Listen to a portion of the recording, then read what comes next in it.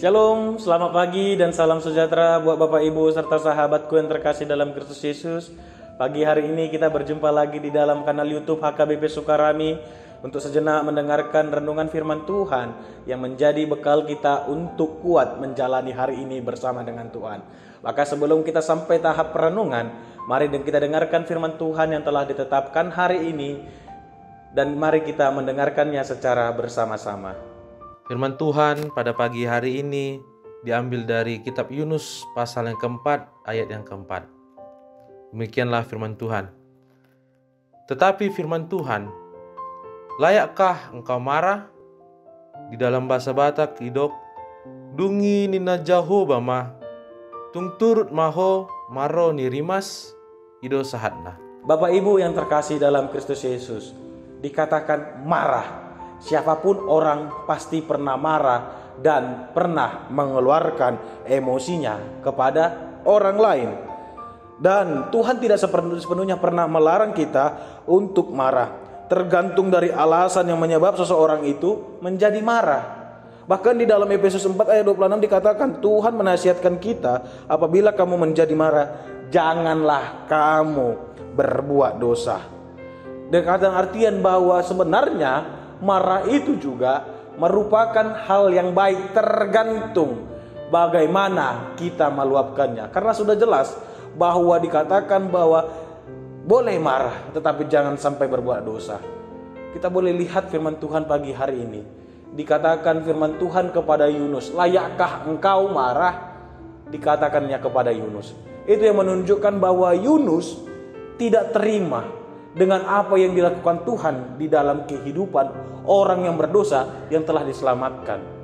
Sehingga Yunus mengeluarkan kata-kata yang benar-benar dia hampir kecewa dengan Tuhan.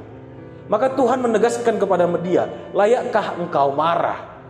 Layakkah engkau benar-benar mengeluarkan emosimu padahal kau sudah berbuat dosa di dalam kemarahanmu itu? Dan ini juga yang mau kita lihat Bapak Ibu. Dalam kitab ini kita dilihat bagaimana tentang kemarahan Yunus. Dan pertanyaan Tuhan kepada Yunus yang dikatakan, layakkah engkau marah? Maka kita lihat ada beberapa hal. Yang pertama, waktu harapannya atau kehendaknya tidak terwujud. Kenapa dia sampai marah begitu? Meskipun Yunus telah melakukan pelayanan di Niniwe, telah berkhotbah di Niniwe, sehingga seluruh penduduk Niniwe bertobat dari dosa, dan dosanya sudah diampuni, tapi Yunus melihat bahwa inilah sebenarnya mereka tidak layak untuk dimaafkan karena sudah beratnya dosa yang telah dilakukan mereka. Tetapi Yunus melihat Tuhan tetap memaafkan mereka. Yunus melihat Tuhan telah mengampuni dan menebus mereka. Dan jelas maksud Tuhan bahwa ini adalah kemarahan yang didasari oleh harapan atau kehendak yang tidak terwujud adalah kemarahan yang tidak layak. Itulah adalah kemarahan yang pertama yang berbuat dosa. Kemarahan yang didasari oleh harapan atau kehendak yang tidak terwujud adalah kemarahan yang tidak layak. Maka kita boleh lihat Bapak Ibu saudara-saudara yang terkasih dalam Kristus Yesus, kalau kemarahan kita timbul karena kepentingan pribadi kita, karena kehendak kita yang tidak terwujud, atau sebaliknya karena kebencian atau karena kenikmatan saudara terganggu, itu adalah kemarahan yang egois. Kemarahan yang benar-benar membawa keuntungan pribadi kita tetapi mengorbankan yang lain.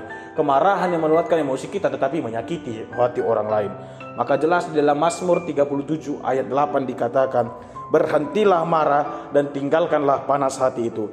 Jangan marah karena itu hanya membawa kepada kejahatan.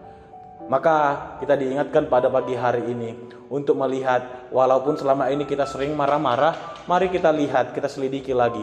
Sudah sejauh mana kemarahan kita? Apakah kemarahan kita ini membawa dampak yang positif? Atau marah mengeluarkan egois kita sendiri? Maka kita diingatkan firman Tuhan, layakkah engkau marah kepada Tuhan, kepada ciptaannya? Karena tidak ada kelayakan di dalam marah selama kita menimbulkan dosa di dalam kemarahan kita. Selamat merenungi. Tuhan Yesus memberkati kita. Shalom.